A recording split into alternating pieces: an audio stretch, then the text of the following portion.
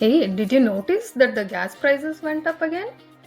Yep, I saw that. Everything's getting more expensive these days. Is that inflation happening again?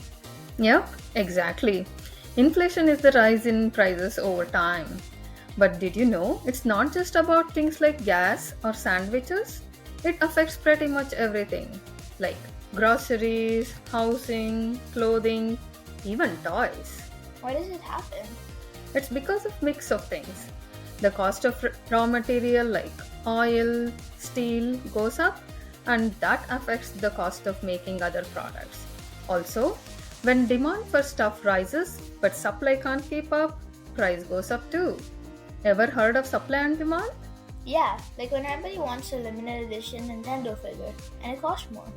Exactly. But inflation can also happen if the government pumps a lot of money into the economy, like during a crisis.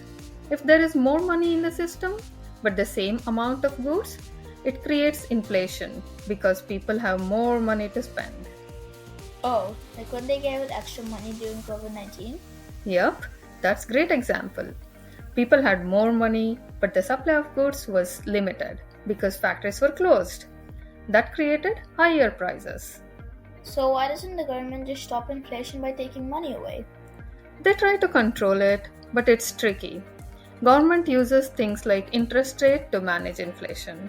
If the bank raises interest rates, borrowing money becomes more expensive. So people spend less. That helps slow down inflation.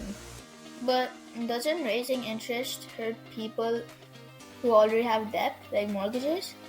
Yeah, it can. It's a balancing act. If the rates are too high for too long, people and businesses might struggle. But if the inflation gets too high, it can cause even bigger problems, like making it hard for people to afford everyday things. Wow, inflation is way more complicated than I thought.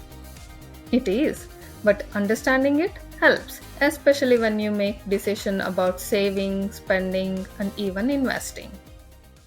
Created using Powtoon.